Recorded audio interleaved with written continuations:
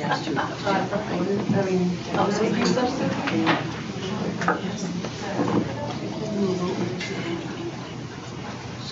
we know where if Dr. Something will be returning?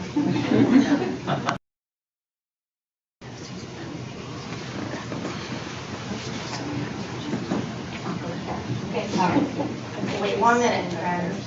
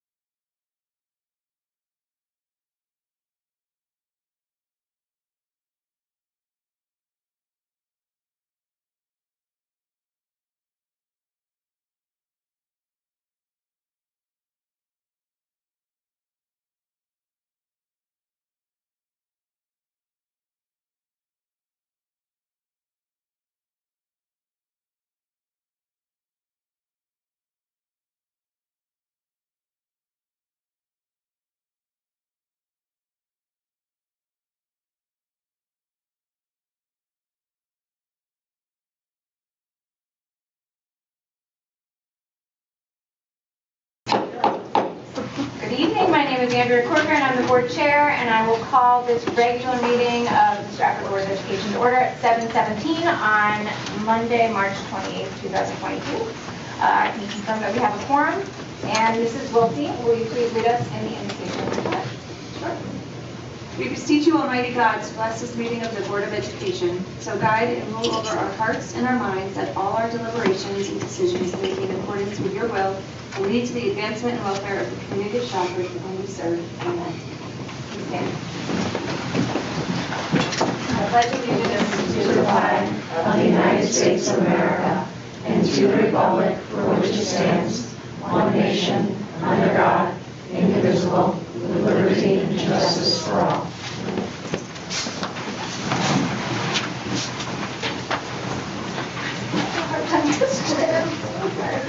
Okay, shocking. We're going to start off tonight with our student representative reports, and from Bunnell High School we have Rehan.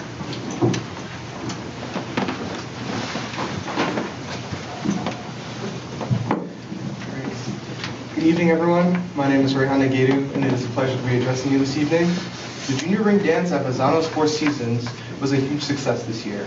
It was wonderful to have this tradition back after 2 years. Students showed up dressed to the nines and danced the night away. The next school dance will be held on April 8th, and it is our first spring fling, which is hosted by the Bunnell Student Government. Tickets are being sold after school from March 22nd to March 31st. The theme is out of this world. Thanks to Mr. Cavino and the Bunnell Student Government for planning and hosting this event. Last Friday, VHS celebrated Women's History Month by hosting its first ever Women's Leadership Meet and Greet. The purpose of this event was to connect Bunnell's high school girls with successful women within their community. These women share their experiences, setbacks, triumphs, and paths towards achieving their goals. We're also very honored to have Mrs. Asunde as one of our visitors. Thank you, Mrs. Scatamaccia and Mrs. Temple, for organizing what will now be an annual event. Last Thursday, Stratford PAL facilitated a training with the Bunnell football team and Men of Color Leadership Group on sexual assault, sexual consent, and becoming allies with women. We thank Coach Jenkins and the football program for their ongoing work with the greater community. The Men of Color Leadership Group also welcomed Dr. Asunde to our March 8th meeting. We enjoyed a lively discussion about how to enhance the Bunnell brand, and as well as our own personal brands. We truly appreciate Dr. Asunde taking time out of his busy schedule to meet with us in person. The Men of Color Leadership Group also spent last Saturday morning organizing the food pantry at the Sterling House Community Center. We look forward to doing more collaborations with Sterling House in the near future. SAT pizza and practice afternoon sessions ended after 7 weeks of practice, culminating in an SAT Jeopardy and great team collaboration. Our first ever digital SAT used the Desmos calculator, which now supports SBAC testing for the middle school students as well. Our students successfully navigated their way through this great online feature. The math department also continues to update its curricula with real-world applications focusing on claim, evidence, and reasoning to bring more critical thinking to classrooms discussions. We are now currently focused on getting students ready for the AP testing in May for AP Statistics, AP Calculus AB, and BC. 6 of our Bunnell students have been selected for the paid steward position at the Audubon Connecticut Society.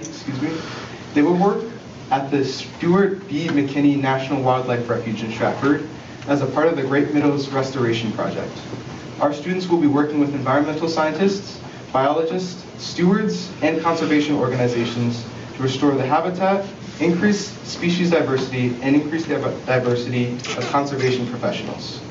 As an extension of this project, students in the environmental biology classes have built their own microcosms in their classrooms with living organisms found in their ecosystems, such as Athena, algae, frogs, chara, and snails. They're observing the organisms' behavior, how they interact with each other, and measuring different quantities such as the temperature of the water, pH levels, and nitrate levels.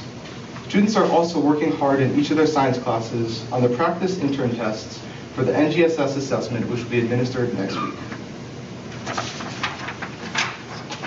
We're also pleased to announce that 12 students from our individual health and family development course, who are members of our teaching pathway, will begin their internships on Tuesday, March 29th.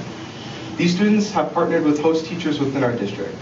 This has always been a tremendous learning opportunity, and this is the resumption of a valuable program that was in place prior to the pandemic.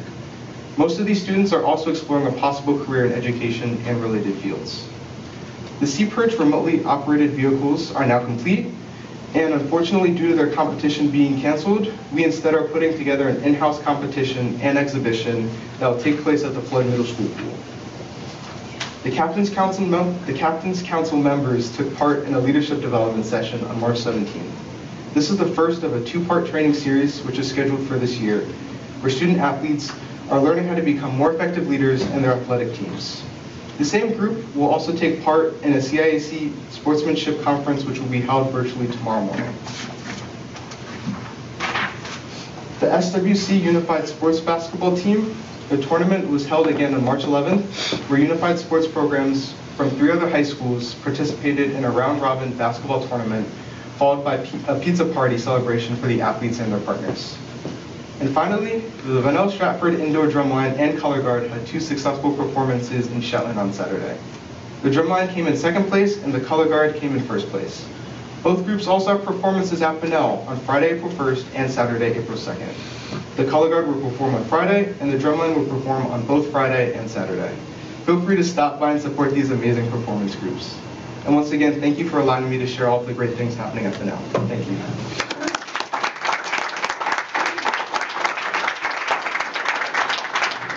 Thank you so much. And from Stratford High, Rebecca.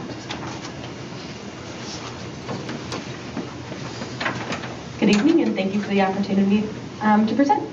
On Monday, March 14th, Stratford High School held their first in-person PTSA meeting in what seems like forever. It was great for everyone to meet in person to discuss what is happening at SHS and plan for upcoming student activities. On Friday, March 18th, representatives from Fintron Investment, located in Westport, Connecticut, spoke to students in Ms. Shaletti's Personal Finance 1 classes. Adam Pulikin, Chief Administrative Officer, and 11-year-old, yes 11, Owen Lenzender, Youth Ambassador, spoke about financial literacy, diversification, stock allocations, 75-25 rule, investing, risk versus rewards, internships, and educational opportunities. On March 20th, Amos Colocho came in 1st place at the Stratford PAL 5K. This was the first time the event took place. Congratulations. SHS also has clothing drives taking place. Our Music Parents Association held one on Saturday, March 19th, and our Interact Club's clothing drive is being held to support Sterling House. On Monday, March 21st, we welcome back the Armed Forces as the U.S. Army joined us for lunch to discuss with students their options after high school. They put some of our students to the test with push-up challenges. On March 23rd, Stratford High students completed the school day SAT in a virtual format. This was the first time that they mandated SAT for juniors that would be administered in this format. We would like to thank you to all of our proctors and to everyone who made the day possible, especially Miss Betsy Toth, who organized the day. We are happy to report that 93% of juniors were in school for the test. Our post-prom committee is hard at work planning the event for the first time since 2019. This is an amazing event, and it provides our class with an opportunity to enjoy all the Sports Center has to offer following prom at Anthony's Ocean View. On March 24th, our Math National Honor Society, called Mu Alpha Theta, held their annual induction ceremony. SHS was also proud to induct 14 new members to the prestigious establishment. Also, SHS math team students from the Stratford High School spent Pi Day participating in mathematical puzzle programs at Southern Connecticut State University. Miss Laura Poole took 8 students to Southern to compete against other local high schools. Students were asked to work as a team to solve the various challenges put forth by the math faculty at SCSU. A unique attribute of these tasks was that they required students to think outside the box and apply their high school math experience to the mathematical tasks that they had never seen before. This is an outstanding opportunity for Stratford High School students to collaborate and put their math minds to work. We hope to continue this again next year. On Friday, March 25th, our school counseling department had Housatonic Community College come to speak with prospective students, help with admissions packets, financial aid offers, and acceptances notice to students who are interested on the spot. Ticket sales for the junior ring dance have taken place all week. The dance will be held at Bozzy's Four Seasons on Thursday, April 14th. So far, we have sold over 180 tickets to our juniors for the event. A special shout out to Stratford High School graduate and freshman at Northeastern, Dominic Gopes. Dominic just learned that a paper he submitted was selected for publication and presentation at the American Society for Engineering Education Conference that will be held at Wentworth Institute of Technology in Boston, Massachusetts on April 22nd and 23rd. We would like to congratulate Joseph Wright on his acceptance to Bentley University. Joseph learned that he was selected for the Bentley First Gen Presidential Fellows Program for his outstanding academic record and his brave ambition to be among the first in his family to attend college. This award package includes tuition and fees, standard room and meals, and allowance for books, supplies, and other spending expenses. The value of this award for the 2022 to 2023 school year is valued at $78,470 and will increase each year to match the cost of attendance. This is truly amazing. Senior Nina Williams.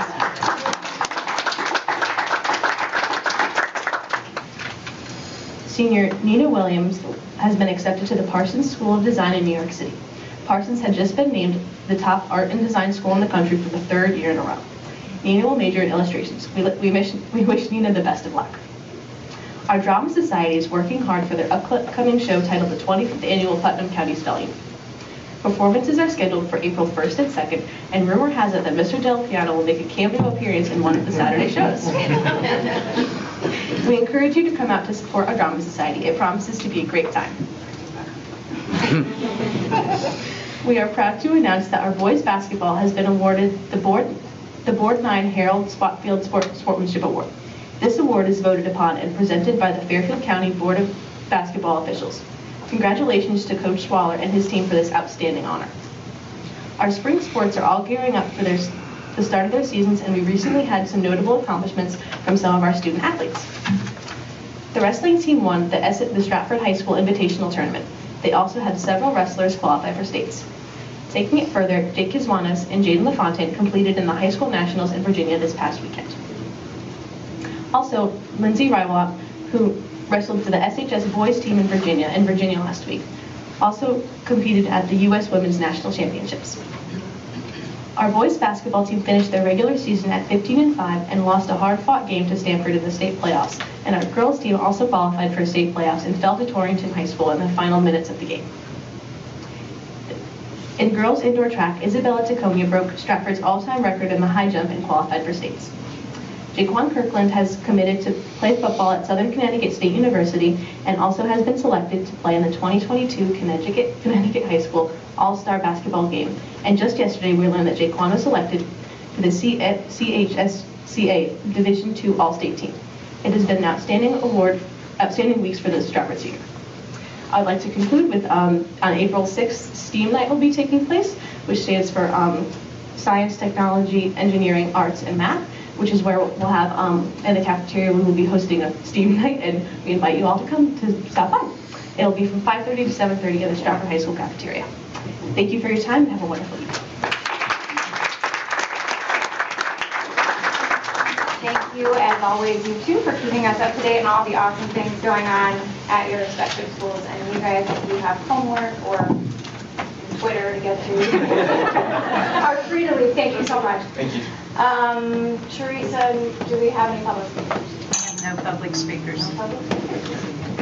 Okay. Oh, and I forgot. I'm so sorry. I skipped over you.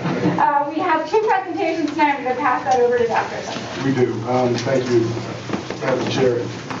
It's been an honor. We've always, at every one of our board meetings, we look to recognize people. It's been a long year, but people are working incredibly hard. And there's a group right here who I would say, without a doubt, demonstrates the talent every day. And more specifically because they work with what I would characterize as some of our most vulnerable students.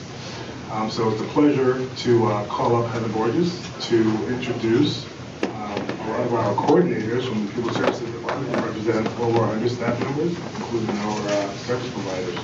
Ms. Borges? So good evening, everyone. Tonight, I just want to take a minute to express my sincere appreciation to the central office PPS staff. So let me start first with our wonderful administrative assistants, Teresa and Terry. Terry's unable to be here tonight because she's sitting courtside watching UConn. Together, Teresa and Terry have 26 years of experience. They are instrumental in keeping our department running smoothly. They are consistently meeting the needs of our staff, families, and supporting the coordinators and the directors in all kinds of requests. I appreciate you for your professionalism, for your patience, and for your supportive nature to all of us. Next, I have a dedicated group. Next, I have a dedicated group of 4 coordinators and 1 supervisor who support over 1,300 students with exceptionalities, 7 district-wide programs, 14 buildings, and 22 special education approved out-of-district placements. As all of you know, change can be really hard for humans, all humans. These 5 individuals, Amy, Jen, Kate, Karen, and Jess, have not only welcomed me, but they have shown me their strength, their dedication, and their passion for supporting children and the Stratford Public Schools community. This job would be impossible without them. So I'm forever grateful and thankful for your compassion, and I want to take a minute tonight to just really put forward my sincere thank you to recognize all of our PPS staff, because your hard work makes a difference. So if you guys can stand up.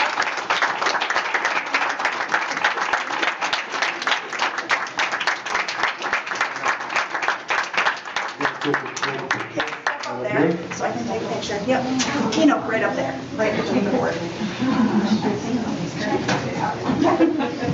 Keep trying. Do you want to be in No.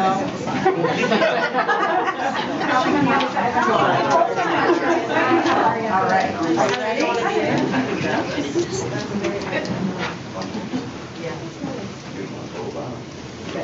Thank you.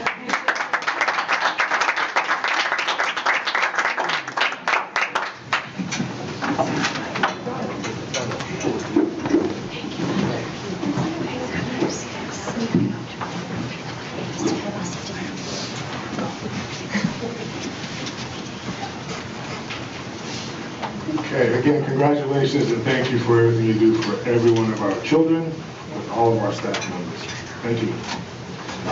Next, I want to take a quick moment to recognize people who largely go unnoticed. We have over 6,800 students in our community. We have more than 1,000 staff members. March is Board Member Appreciation Month, and I would say, without reservation, that the people who sit behind this bench spent countless hours. When I say countless hours, you don't see the behind-the-scenes research or the tough conversations that they have to have. And on behalf of the Stratford Public Schools, to each of you, I would like to say thank you. We have a small token of our appreciation. Even though we battle up here, we still end up making the right decisions for our children. There's a tremendous amount of work that we do have in front of us. But I like the direction that we're going. We're going to continue to grow together. So on behalf of the Trafford Public Schools, on behalf of our staff, our families, and certainly our students, I would like to say thank you to each of you for all you do and the dispositions you bring to this bench. We have a small token of our appreciation. I'll say this: I wish we could have got something a little bit better, but I had Mike in the back of my ear. But if we could, I would like to call the full board to the front for a photo, and then also give you our token of our appreciation.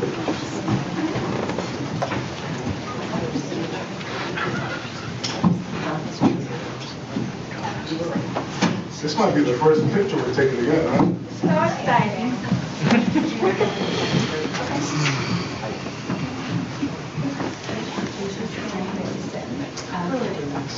That means you're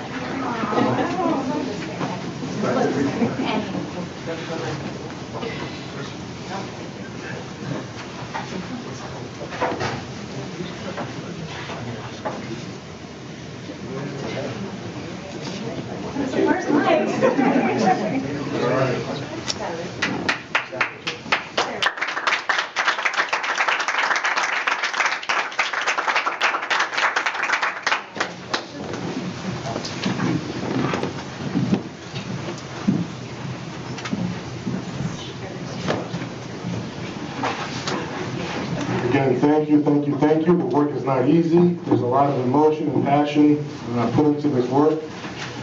Above all, you hold us accountable as a board for the work that we set goals towards, and we'll continue to deliver. So again, thank you on behalf of the Trafford Public Schools. Thank you, Dr. Sunday.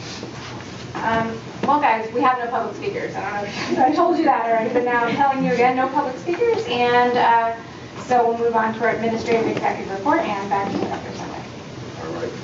So a tremendous amount of good things that are happening in Stratford. You heard from our students, and I will apologize in advance if I cross over in some of the things I already reported on.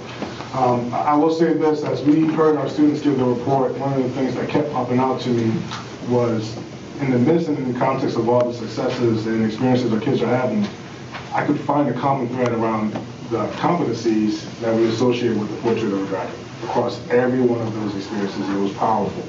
I will put a disclaimer. I see Dr. Graff in front of me. A lot of the content that I have here is mostly Stratford High, but I feel like I usually shout out Vanello. I just want to give a shout out to our town partners. The Stratford Rec Department, between both of our high schools, had a chance to interview more than 80 of our students for summer jobs. And offline, I was told that a high percentage, probably closer to 90% of those kids will receive summer employment. So again, kudos to our rec department, and kudos to our kids for, obviously demonstrating themselves at a high level through the interview process. I'd like to draw attention, we had HOSA students at Trafford High participating in the competition, was it 2 weeks ago? And 6 of our students placed in the top 5 and top 6. I'd like to name those students. I received that notification. Marie Sajon, Samantha Bercheret, Ariana Velfane, Mara Conlon, Yasmin Sukume, Danielle Santiago, Amira Abere, Alexis Pistacio, Ashley Cortez, all students who placed. I also want to draw attention to at least one of those students who I just named. Yasmin Smuke was also recognized and inducted as the president of the Connecticut chapter of FOSA.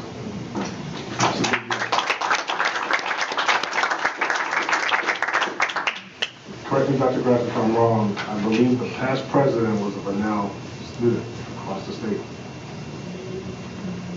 I believe so. I believe so. We have a contender now for, it's not next year, the year after. Maybe that's what it was, president-elect. Yes. Absolutely. So well represented, Stratford is well represented at the state level, and that's the standard we're going to look to set. We did hear Rebecca DePietro speak about Dominic Gomes, the alumni who, in his first year, she graduated last year, correct? In his first year, submitted a publication to a national journal. I went through 5 years of my doctoral program. So it's telling. Our parents, our family should be proud and should be able to know that a kid who goes through our school system can reach that levels of academic success. I'd like to draw attention to Worcester Middle School. There's a lot of things that are happening in the world right now, and this is quite emotional for so many reasons, and I think this opportunity, this experience really taught our kids that learning can happen beyond the parameters of our town. Alex Shigori and the students at Worcester engaged in a coin war fundraiser for victims in Ukraine. This was happening through UNICEF, and I believe, if my numbers are right, Mr. Secretary told me they raised north of $3,000.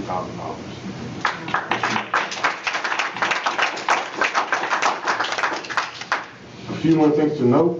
You heard the students speak about SATs. I want to give a shout out to Principal Dalpiano, Dr. Graff, and Joanna Narzarin-Grard, and the teams at both sites. We had, on average, at both sites, 90% of our juniors sit for the test. And I know the school's going to work to get the last 10%, but we're looking forward to seeing the results in a couple of weeks when they do come back. Those numbers are tremendous. So again, kudos to both Vanilla and Trafford High. Last week, Dr. Gaeta sent out communication to our families, notifying them about our graduation date. So please put it into your calendar. Graduation will be June 20th. Okay, it will be June 20th. And I'm going to close on this. We've done very well overall, but we're still tracking COVID numbers and the positivity rates. Okay, just want to remind people to continue to exercise safe decision-making and safe behavioral practices. We're still not out of the pandemic. And that's it for the superintendent's executive report. Thank you. Any questions for Dr. Sunday?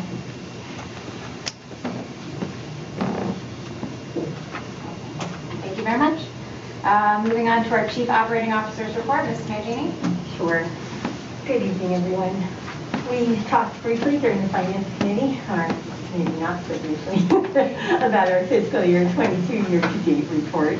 And as noted, we still continue to run a deficit, but we are working the best we can to mitigate it, as well as working with the town, hopefully, for some assistance. In addition, I just wanted to acknowledge that we are working with the town in using some of the capital budget that was approved in previous years, even before I arrived here. So I'm grateful to Renee Sarah, who has been really helpful. We've managed to replace the stage curtain at Franklin. She helped us get some instruments, musical instruments, some cameras for our classes, and some unexpected needs such as science carts and a new hospital bed for ones that have broken for the nursing program. So we really are grateful for all her help.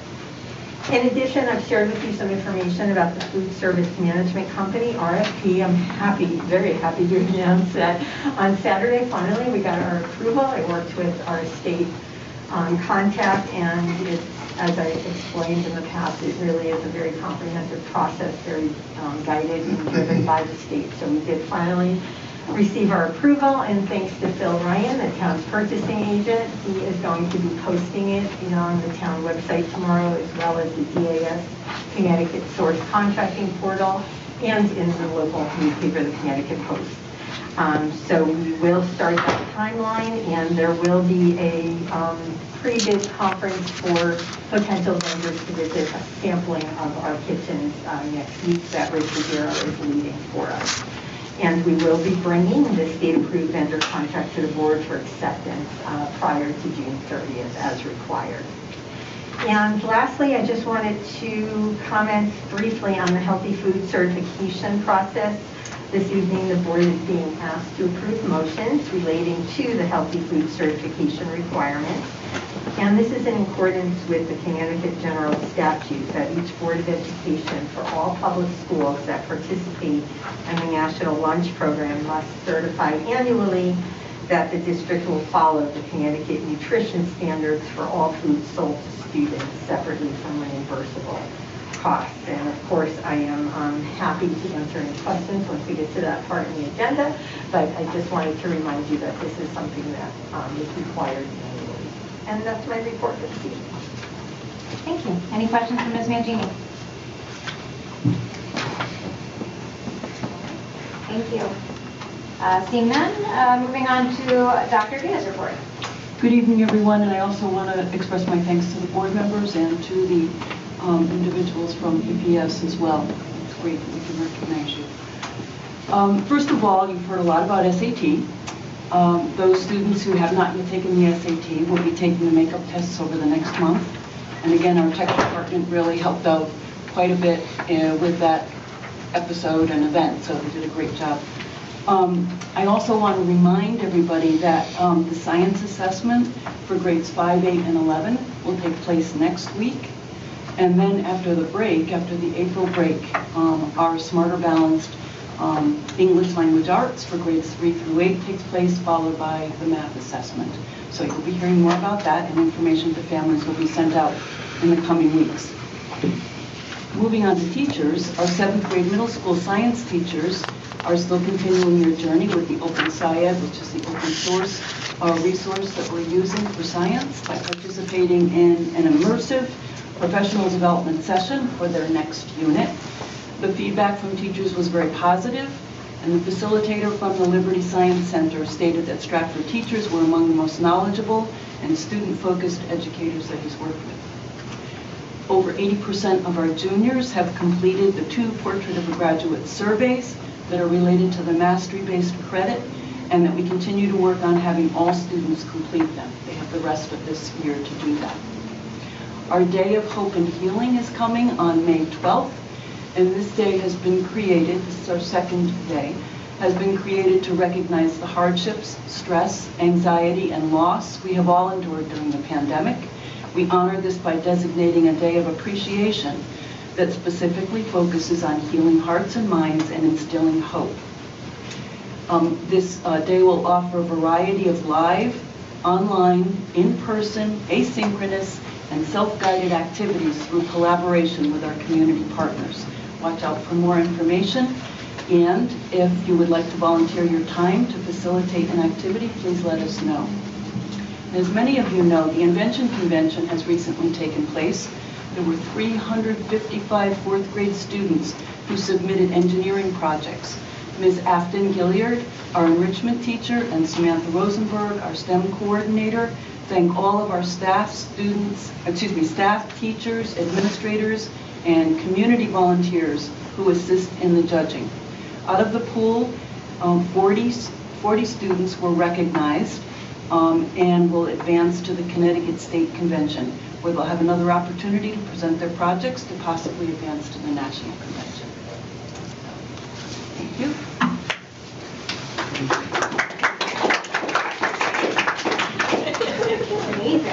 Any questions for Dr. Vita? Thank you so much, Dr. Vita. Moving on to the consent agenda, which includes our minutes from our February 28th, 2022 regular meeting, as well as this month's personnel document. I will entertain a motion to approve the consent agenda.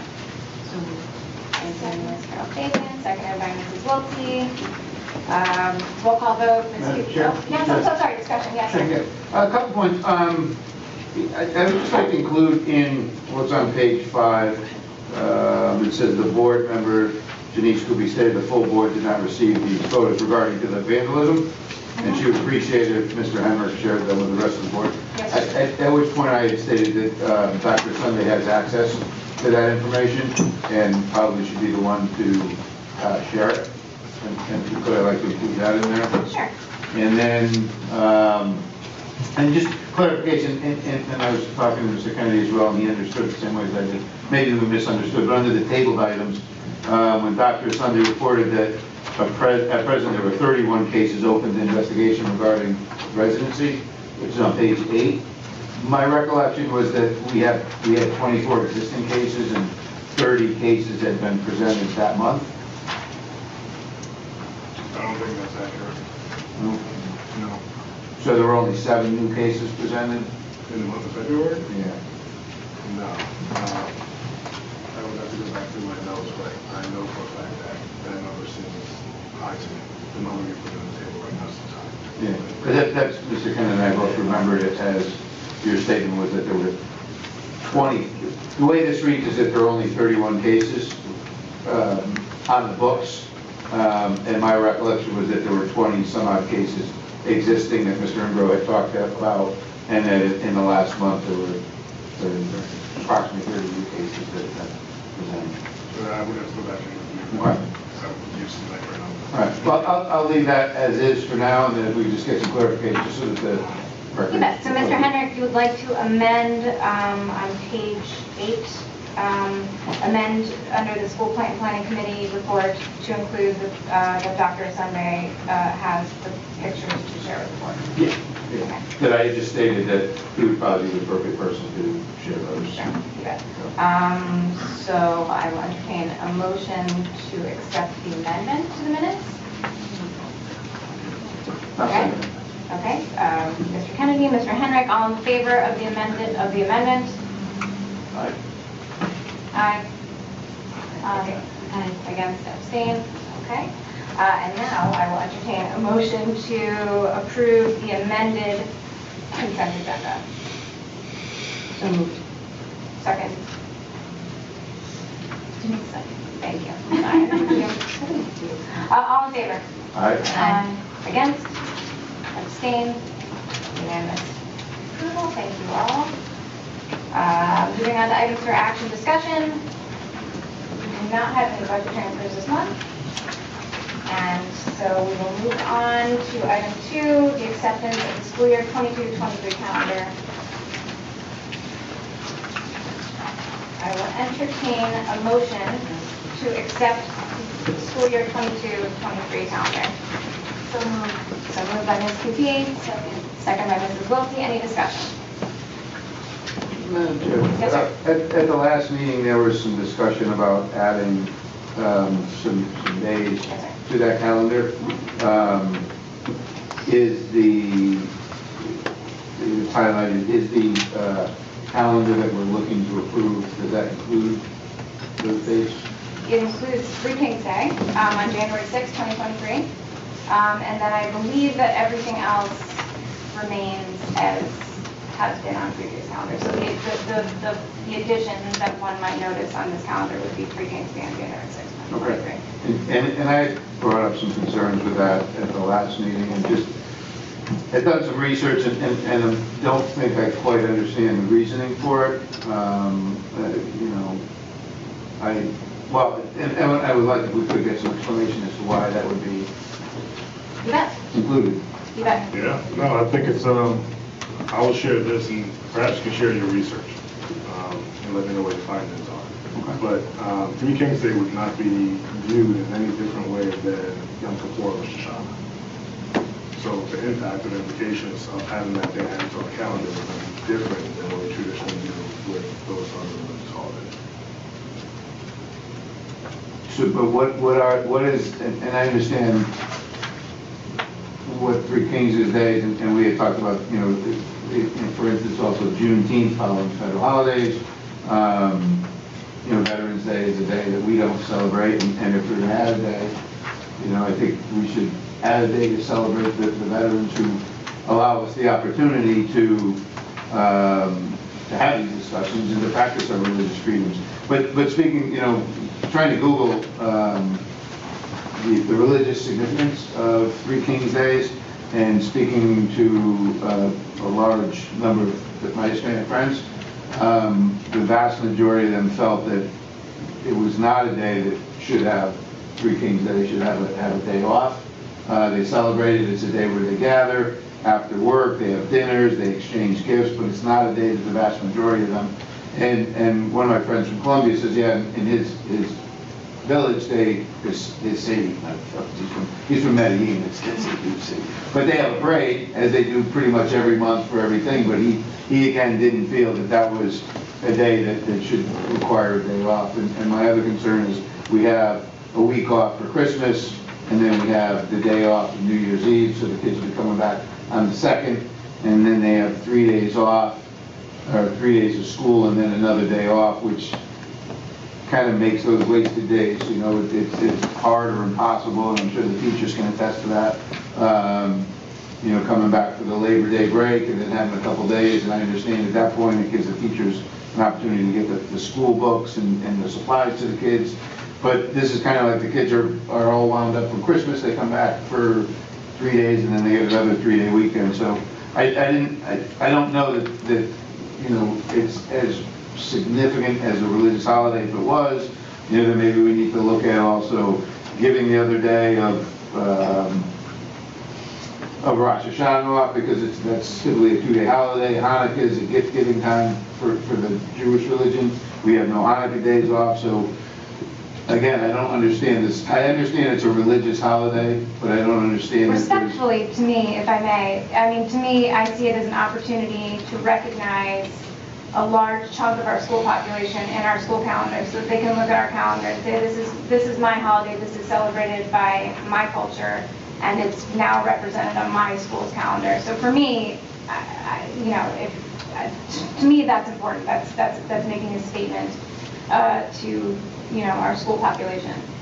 Yeah, I agree. I would encourage this board to have deeper conversations about this, but this is also potentially a function. Well, I would question the validity of your research, but this is also a function of making sure that we have the population of our stakeholders, kids who come into our buildings every day, know that they're recognized and they're seen, right? I don't think any of us, unless we have some level of divine authority, have the ability to determine whether or not how someone chooses to recognize their faith. I think that exceeds the scope of our competencies and our responsibilities. I think we do have a responsibility, particularly if we talk about this notion of inclusiveness. We do have a responsibility that we honor and we validate people's presence. And if you look at our student demographics, overwhelmingly a heavy percentage of our students are of Latinx and Hispanic heritage. So I struggle with, you know, and this is not the board's position to make a determination as to which, you know, religious belief will have higher priority, but I struggle with the logic behind keeping our Jewish holidays on our calendar and not giving this due consideration. That doesn't make sense to me. So we do have a number of Christian holidays off. Christmas, Easter, or not Easter, Good Friday. You know, we do have a significant number of those holidays already off. I mean, if we're doing this for religious purposes, or if we're doing this for based on the federal holidays, and if we're doing it for religious holidays, do we then look at Kwanzaa and Rosh Hashanah, Ramadan and some of the other holidays? So, you know, where do we go? We do have a significant amount of Christian holidays off already. I'm not sure how the union feels, but another day extending the school year. If we're talking about our Latin American culture, who are Christians, they do celebrate Christmas, they do celebrate Easter.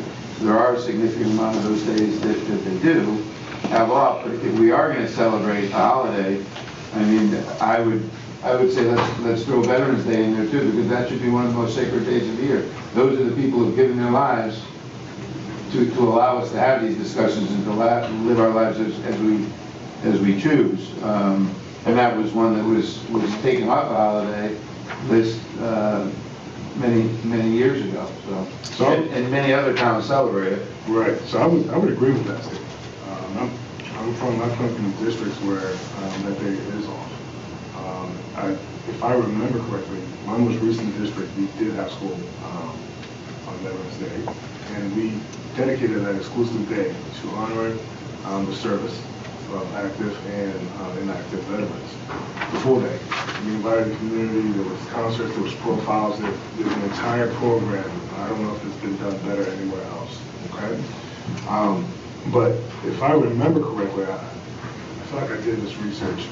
There are less than 15 or 20% of schools in the state of Connecticut who actually have school on Veterans Day. And those schools that do always have some kind of community engagement event wrapped around it. So I think you're putting some good things on the table for consideration. But I remember previously to this meeting, and certainly I think I heard aspects of it in your statement in regards to the disruption around learning. We're still required to provide 180 days to students.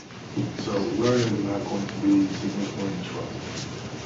But I do have a lot of questions about the validity around your research. I think right now what you're sharing is opinion-based, which is fine. But I think we can have broader conversations as a full board. But I think we have to, from a moral standpoint, be able to honor the characteristic makeup of our students who are in front of us and our families and our community. And I think we do that with the other religious holidays that we celebrate. And actually, my research was done through Google. There was some conversations with people who, you know, for your reasoning, wish to extend this holiday to. I asked over 30 of my Hispanic friends what their thoughts were. So their opinion, yeah, those are the people you wish to honor, but their opinion was, no, don't make that a day. I want my kids in school.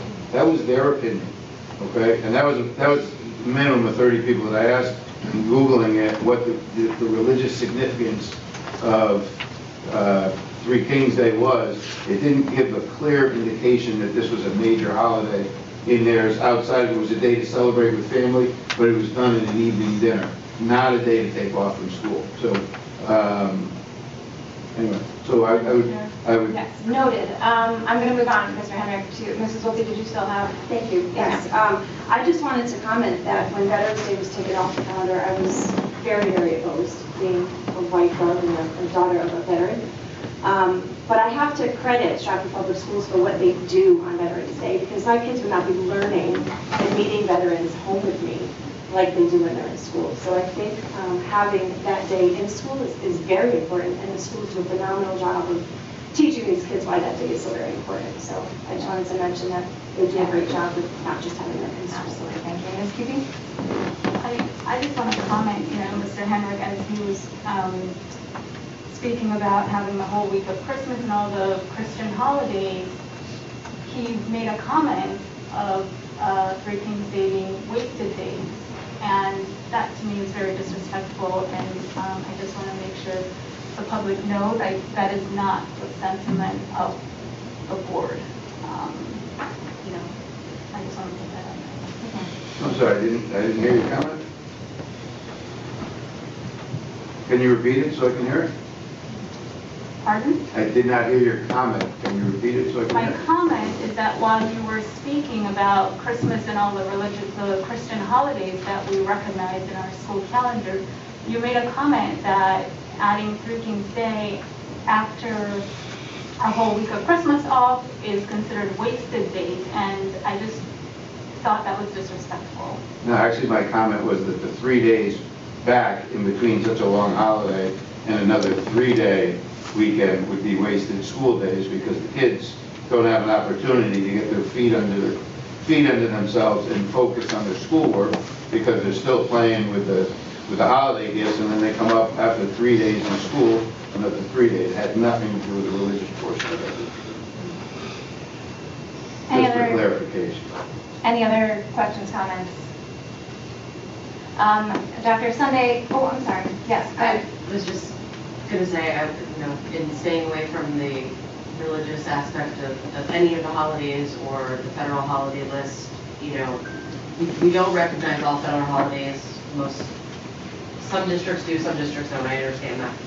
I think just adding another day to a list where I feel like our kids are never in school. You know what I mean? I feel like the entire calendar, the entirety of the calendar needs to be reviewed at some point, because there's a lot of days that are Possibly, but I mean, as was discussed, they have to put in 180 days. So 180 is being done regardless of, what, obviously we can't go past, we can't go into July, but we are putting in our full 180 days. We don't need to put in excess of that. So to me, the 1 day. So healthy, like the students need breaks in between too, like just for mental health.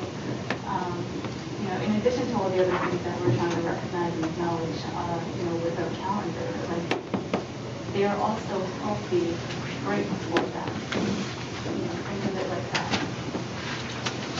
But they have an entire week and a day off before that, so there's plenty of mental health days at that point. Thank you. Well noted. And I would add to that looks different in every household, right? That looks different in every household. The days are not disrupted. I would say our calendar is pretty conservative when it comes to days off. We start after Labor Day, and we fall well in advance. So if you look at the proposed schedule, the last day of school, barring inclement weather, is June 14th, which is squarely on par with what we've done in the past and debatably this year. Again, this is barring inclement weather. I think when we talk about the disruption and coming back after the holiday break and then having another 3-day break, there's an implication there or an assumption that when kids come back after Christmas break, everything's kind of free fall in the classroom. Our teachers plan cogent lessons that are intended to engage our kids, and that's what we're going to put on our shoulders. That's what happens every day. So as long as our teachers are maximizing instruction time after our kids return from the holiday vacation, then in my opinion, I think we can still do some things such as include a religious holiday that allows a healthy population of our kids and their families to feel recognized and see themselves in Stratford. At the end of the day, we're still held to the task and deliver to the board to make sure our kids achieve. And that's a responsibility that I would say overwhelmingly our teachers in our union will support. But again, I don't see that the addition of this one day will create any kind of significant disruption to our traditional calendar. And I would say, as I look across the state, our calendar is pretty conservative. And just one final point. Your point is kind of like saying the day after Halloween, the kids come back the same as the day they left, which after getting those kids up all night and all sugared up, there's not a teacher who's in the business who will say those kids are productive on that day and not a little unruly. And I'm just saying, after a week and a day holiday, giving the kids another 3-day weekend shortly thereafter, those kids will be unruly coming back, and that's just the nature of children. I'm more for structure. Appreciate your opinion. Yes, sir. I'm sorry, Madam Chair, one last point. Do you think it would behoove the administration to provide the board with the recent demographics of the children in our schools? I mean, I think Updated data. we might, yeah, do that. I mean, in regards to this vote, I don't personally think that I would personally approve of that. It is, if you look in your enrollment packet, you can see, our minority numbers and such. So perhaps at a later date, you could be provided that, just to see the good that this day is going to do for how many kids. I hope. Dr. Sunday, I just want to clarify that this calendar does not include TLC days, as those do not count towards our 180-day total, but what is your thinking on that? That's correct. Again, as I shared with the board at previous meetings, we were looking for full-scale instructional improvement based on our learning and performance needs, and the ability to have PLC opportunities for our staff to collaborate around specific grade level, department level goals will definitely move us in the right direction. And those days do not disrupt the 180-day count as required by the state. Okay. Yes, I'm sorry, Ms. Adams. Has there ever been any discussion around starting the school year after Labor Day? I know there's just a lot of hemming and hawing about it, and I'm not sure contract-wise if there's a reason for that, or... Perhaps that would be a discussion that would happen at this board. Just a thought, think about it. Just a thought. You can rule that one out. Any other discussion? I guess just one question. Yes, ma'am. You had brought up the PLC days that are not on the calendar yet. Also, can we have added on there the early dismissal days for parent conferences? I know parents like to plan ahead on those days. You're speaking about making it explicitly visible on this calendar? Yes. Absolutely. When it is posted to... For the parent conference days and for dismissals.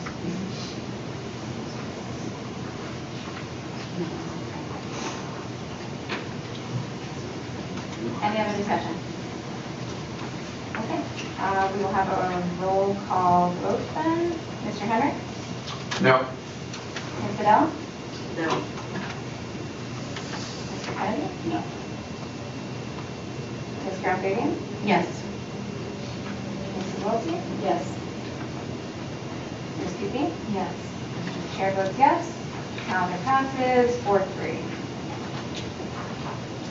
Moving on to number 3, the agreement between the Stratford Association of Education Secretaries and the Stratford Board of Education. I will entertain a motion to accept said contract. Quick question, we have this package in front of us, and I'm kind of fishing through it to see where that agenda might be. There is a page, you're looking for the contract? No, I'm looking for the agenda that you're... Oh, it's on the front page. We have Items for action discussion, we're on number 3.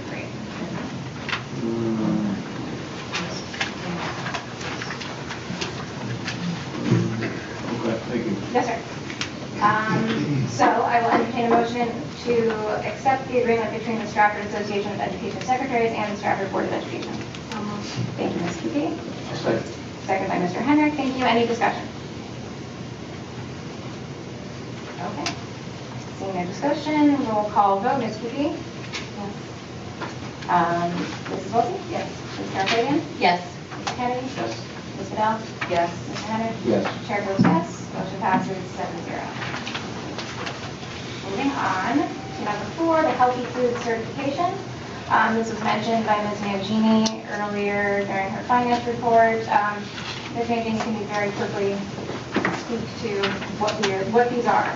Sure. As I mentioned earlier, these motions are required in accordance with Connecticut General Statutes that each Board of Education for all public schools participating in the National School Lunch Program must certify annually whether the district will follow fancy nutrition standards for food sold to students separately from reimbursable meals. And that's why each motion is so important, because they all identify what needs to be approved so that we can continue with healthy food certification, and we do receive an additional 10 cents per lunch reimbursement as a result of this. Great. Thank you so much. So we will start with A. I will entertain a motion to approve the Healthy Food Certification. I will read it first. Pursuant to Section 2021-5F of the Connecticut General State Statutes, the Board of Education certifies that all food items offered for sale to students in the schools under its jurisdiction and not exempted from the Connecticut Nutrition Standards published by the Connecticut State Department of Education will comply with the Connecticut Nutrition Standards during the period of July 1, 22 through June 30, 23. This certification shall include all food offered for sale to students separately from reimbursable meals at all times and from all sources, including but not limited to school stores, vending machines, school cafeterias, and any fundraising activities on school premises sponsored by the school or by non-school organizations and groups. Thank you, Ms. McKee. Second, Mr. Kennedy. Roll call vote. Mr. Henrik? Yes. Ms. Fidel? Yes. Mr. Kennedy? Yes. Ms. Fabian? Yes. Mrs. Wilkie? Yes. Ms. McKee? Yes. Chair votes yes. Motion passes 7-0. B, I will entertain a motion to approve the Healthy Food Certification Exemption Statement. As read, the Board of Education will allow the sale to students of food items that do not meet the Connecticut Nutrition Standards, provided that the following conditions are met. 1, the sale is in connection with an event occurring after the end of the regular school day or on the weekend. 2, the sale is at the location of the event. And 3, the food items are not sold from a vending machine or a school store. An event is an occurrence that involves more than just a regularly scheduled practice, meeting, or extracurricular activity. For example, soccer games, school plays, and interscholastic debates are events, but soccer practices, play rehearsals, and debate team meetings are not. The regular school day is a period from midnight before to 30 minutes after the end of the official school day. Location means where the event is being held. Thank you. Second, Ms. Carol Fabian. Thank you. Roll call vote. Sorry, Mr. Henrik. Yes. Ms. Fidel. Yes. Mr. Kennedy. Yes. Ms. Garfield. Yes. Mrs. Wilkie. Yes. Ms. Keeping. Yes. Chair votes yes. Motion passes 7-0. And last, I will entertain a motion to approve the Healthy Food Certification Beverage Exemption Statement, which reads, the Board of Education will allow the sale to students of beverages not listed in Section 10221Q of the Connecticut General Statutes, provided that the following conditions are met. 1, the sale is in connection with an event occurring after the end of the regular school day or on the weekend. 2, the sales at the location of the event. And 3, the beverages are not sold from a vending machine or school store. An event is an occurrence that involves more than just a regularly scheduled practice, meeting, or extracurricular activity. The school day is the period from midnight before to 30 minutes after the end of the official school day. Location means where the event is being held and must be the same place as the food sales. So thank you, Ms. Keeping. Thank you, Ms. Fidel. And I'll start this way. Ms. Keeping. Yes. Ms. Wilkie? Yes. Ms. Carol Fabian? Yes. Ms. Kennedy? Yes. Ms. Fidel? Yes. Mr. Henrik? Yes. Chair votes yes. Motion passes 7-0. Moving on to number 5, proposed Durham transportation contract, which was moved forward to the board with a favorable recommendation from the Finance Committee. I will entertain. Make a motion to approve. Thank you, Mr. Henrik. So. Second, Ms. Goodell, thank you. Any discussion? Roll call vote. Ms. Curie? Yes. Mrs. Wilkie? Yes. Ms. Galbavian? Yes. Mr. Kennedy? Yes. Ms. Goodell? Yes. Mr. Henrik? Yes. Chair votes yes, motion passes 7-0. Moving on to number 6, proposed policies for first read from the Policy Review Committee. I'm going to take these one by one, and the motion will be to approve their status as first read. So, we will begin with policy number 5114. I will entertain a motion to approve the suspension and expulsion revision as a first read. So moved by Ms. Goodell, second by Ms. QP. Any discussion? Just to be a quick update. Yes, ma'am. This policy is basically to make it current, updated in terms of the language, and also for my notes, different criteria set forth by facilities and things like that, and also to incorporate a piece that we had voted on as a board. About what month it was that we voted about the impartial officer, so incorporating that language into this policy as well. Okay. As you're reading it, do you find anything, please reach out to us as well. Yeah. Okay. And can I make one recommendation? Under the section for students with disabilities, instead of using disabled students for people first language, can you use either, to make it consistent with wording that everyone uses here is students with exceptionalities or students with disabilities, just because that's more people first language rather than disability first. Thank you.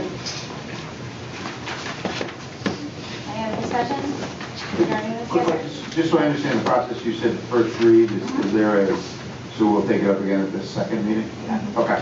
Yes, sir. Any other discussion? Okay, so roll call vote, Mr. Henrik? Yes. Ms. Goodell? Yes. Mr. Kennedy? Yes. Ms. Galbavian? Yes. Ms. Wilkie? Yes. Ms. Beebe? Yes. Chair votes yes, motion passes 7-0. And moving on to policy number 4152.6/4252.6, personal needs FMLA. I will entertain a motion to approve that as a first read status. So moved by Ms. Woody, second by Ms. QP. And one of our policy friends give us a little summation of that. Very briefly, yes, so I don't believe we have this existing. This is a new one that we're introducing, I think. We do have an FMLA policy. It hasn't been updated since 2005, so this is just to bring it. Okay, I couldn't find the original, so, because I was looking, to compare them when I was reviewing this, and I could not find it. I can send that to you. That would be great, thank you. Okay, that's where we are. So outdated, it hasn't been updated since 2005, and it's time. There's been a lot of updates and Yes. law, and there's it's time. Exactly, those are conversations we're having as a committee, in kind of auditing our current policies and bringing the most pertinent ones up to date, and then kind of work our way through our own. Great. Any discussion on this one? Great. Roll call vote then. Ms. Cutie? Yes. Mrs. Wilkie? Yes. Ms. Galbavian? Yes. Mr. Kennedy? Yes. Ms. Goodell? Yes. Mr. Henrik? Yes. Chair votes yes, motion passes 7-0. Moving on to tabled items, is there anything that anybody would like to remove from the table?